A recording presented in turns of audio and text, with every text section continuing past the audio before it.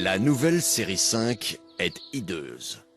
Elle a un gros derrière et ses phares ressemblent à des lunettes de drag queen. Alors, pour masquer ses défauts, BMW a décoré sa M5 avec un énorme béquet, de gros pots d'échappement et de nombreux blasons M5. Cette voiture n'a rien d'apaisant ou d'élégant. C'est une voiture très criarde. Regardez-moi, regardez comme je suis puissante. Je suis un requin, j'ai un aileron sur le dos. Et à l'intérieur, c'est encore pire. Il y a tellement d'électronique là-dedans qu'on ne peut pas se contenter de monter et partir. D'abord, il faut choisir le niveau d'agressivité des changements de vitesse. Vous avez le choix entre 5 niveaux. Ensuite, il y a 3 niveaux pour le différentiel et 2 pour la suspension.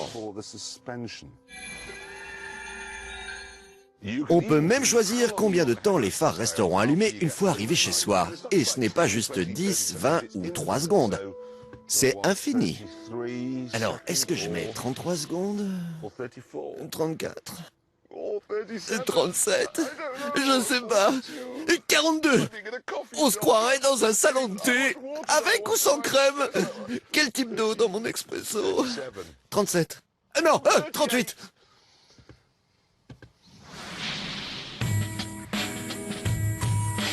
Heureusement que cette voiture est puissante, car le temps de faire joujou avec tous ces boutons, vous serez déjà très en retard pour votre rendez-vous.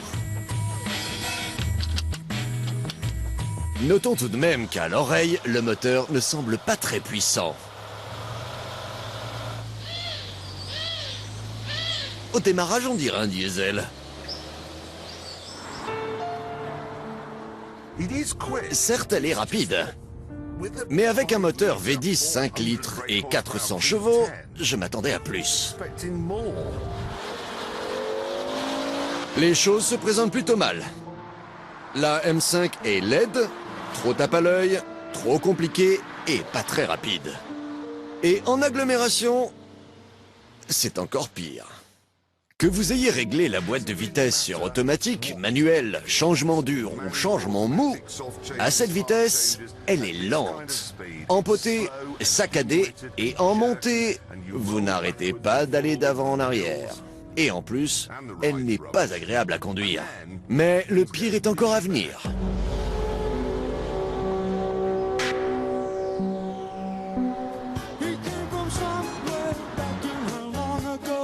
Vous êtes au volant et une de vos chansons préférées passe à la radio. Vous vous dites « Chouette, je vais monter le son, j'appuie sur ce bouton. » Ça a coupé. Je me retrouve avec une chanteuse obèse qui gazouille à tue-tête.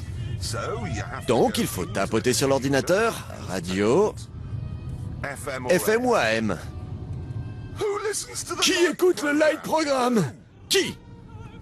Personne à part la reine. Et elle n'a pas de M5. Pourquoi tu me proposes ça? Et surtout, pendant que vous faites ça, ne touchez pas au clignotant parce qu'il ne s'arrête pas automatiquement. Et si vous tentez de le remettre en position neutre, c'est l'autre qui se met en route.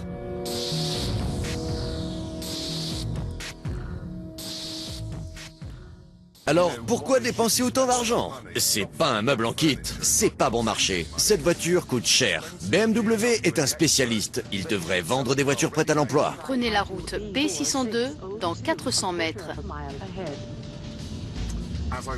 Comme je le disais, en tant que spécialiste, BMW devrait vendre des voitures prêtes à l'emploi. On ne devrait pas avoir à rester le nez plongé dans le manuel d'utilisation pendant des heures, à se demander quel réglage on veut. Prenez la prochaine à droite.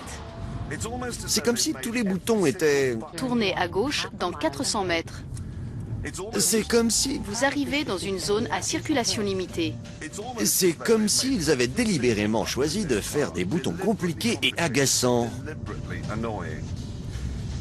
Sauf pour celui-ci.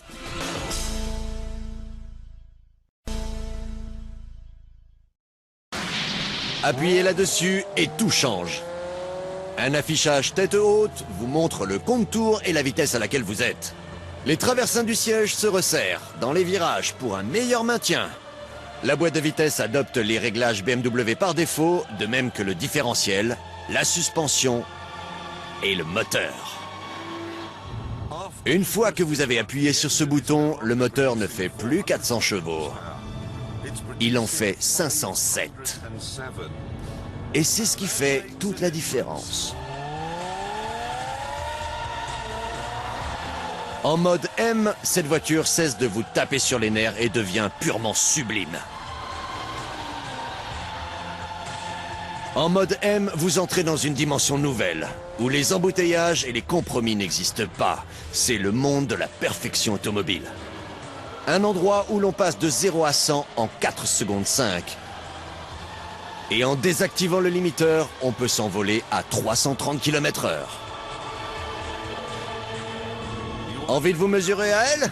Laissez tomber. Peu importe ce que vous conduisez ou ce que vous avez déjà conduit, cette voiture est plus vive, plus rapide et plus incroyable encore. On a du mal à se croire dans une grosse berline 4 portes. Parce qu'au niveau de la conduite, des sensations et du son, on dirait une Ferrari 430. C'est l'une des meilleures voitures que j'ai jamais conduites. Oh ouais! Cette voiture est tellement rapide, réactive et agréable à conduire qu'on en oublie complètement ces stupides clignotants, Madame GPS et ce qui passe à la radio. La direction, les freins, la puissance et ce son. La sensation de conduite prend le pas sur tout le reste. Étonnant, non? C'est l'une des voitures les plus laides et pénibles du monde. Mais il suffit d'appuyer sur un bouton pour qu'elle devienne l'une des meilleures.